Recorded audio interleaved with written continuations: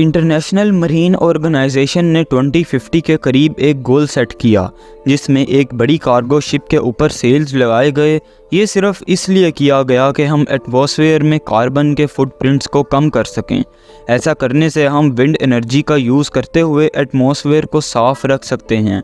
International marine organisation की एक meeting पर कंट्रीज़ ने इसको नेट ज़ीरो एमिशन का नाम दिया और ये अंदाज़ा लगाया गया कि 2030 तक हम 20% कार्बन की एमिशन को कम कर सकते हैं, 2040 तक 70% और 2050 तक तकरीबन 100% कार्बन एमिशन को ख़त्म किया जा सकता है। जबकि छोटे आइसलैंड्स और अमीर कंट्रीज़ ने तो ये भी कहा कि 2040 तक ही वो 96% कार्बन की एमिशन को रोक देंगे। इंटरनेशनल मरीन ऑर्गेनाइजेशन के जनरल सेक्रेटरी का कहना था कि इस सब को करने से अर्थ के टेम्परेचर में 1.5 डिग्री सेंटीग्रेड की कमी आएगी, जिसकी वजह से अगली आइस एज भी एक्सटेंड हो जाएगी। 1.5 डिग्री सेंटीग्रेड की कमी से सी लेवल राइजिंग का मसला भी ख़त्म हो जाएगा और हमारे बहुत से बीच एक्सटेंड हो जाएंगे, क्योंकि सिर्फ 1.5 डिग्री सेंटीग्रेड की कमी से बहुत सा पानी बर्फ़ में तब्दील हो जाएगा। शिपिंग एक हाईली पोल्यूटिंग इंडस्ट्री है और ये तकरीबन 3% ग्लोबल कार्बन एमिशन का बायस बनती है। ये billion ton greenhouse gases हर साल पैदा करती है। ग्लोबली सबसे ज़्यादा कार्बन डाइऑक्साइड एमिट करने वाली कंट्रीज़ में चाइना नंबर 1 पर आती है। ज़्यादा बड़े वेसल्स और container ships carbon dioxide emit करती हैं, जबकि मॉडर्न शिप को इस तरह डिज़ाइन किया जाता है कि ये पानी को ग्लाइड कर दें, जिसकी वजह से हम फ्यूल को बचा सकते हैं। और फ्यूल बचाने का मतलब कार्बन डाइऑक्साइड एमिशन की कमी। इन रेगुलेशंस को कम करने के लिए हमें नए रेगुलेशन और नए इंफ्रास्ट्रक्चर सेट करने होंगे, जिसका सबसे अच्छा हल विंड पावर शिप है।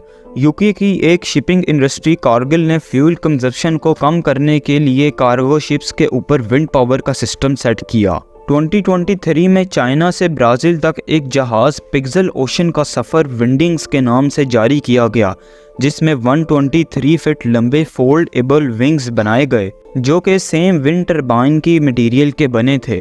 जिसके बाद ओशन बर्ड कंपनी ने भी प्रोटोटाइप बनाया, जिसमें सख्त सेल लगाकर विंड पावर की मदद से शिप को आगे चलाया गया। इस सब में सबसे बड़ा चैलेंज गवर्नमेंट को इनकरेज करना था और इन्वेस्टर्स को विंड प्रोपल्शन और रेट्रोफिट शिप्स बनाने के लिए मनाना था। दूसरी तरफ हाइड्रोजन पावर्ड पैसेंजर वेसल बनाया गया, जिसमें एक हाइब्रिड इंजन लगाया गया जो कि इसको हाइड्रोजन और डीजल दोनों पर वर्क करने के लिए अलाउ करता था। इस काम के लिए हाइड्रोजन को ही क्यों चुना गया? क्या आप जानते हैं कि हाइड्रोजन ही सिर्फ फ्यूल का अल्टरनेट नहीं है। बायोफ्यूल्स जो कि प्लांट मटेरियल और एनिमल की वेस्ट से बनते हैं, इनको भी यूज़ करने का काफ़ी देर से प्लान किया जा रहा था, जिससे बैटरी चार्ज होंगी और ये एक रीन्यूएबल इलेक्ट्रिसिटी का सोर्स होगा। जबकि 6% नेचुरल गैस और 2% कार्बन डाइऑक्साइड प्रोडक्शन के लिए इस्तेमाल होता है। इस शिप को चलाने के लिए एक बार हाइड्रोजन प्रोड्यूस की जाती है और फिर इसको यूज़ करने के बहुत से तरीके हैं। एक इंटरनल कंबशन इंजन में हाइड्रोजन बर्न की जाती है, जिससे बहुत सारी नाइट्रोजन ऑक्साइड पैदा होती है जो कि एक एयर पोल्यूटेंट है। लेकिन इस एमिशन को हम कुछ इस तरह टैकल कर सकते हैं कि जब नाइट्रोजन प्रोड्यूस हो जाए तो हम इसको पानी में डिज़ोल्व कर दें।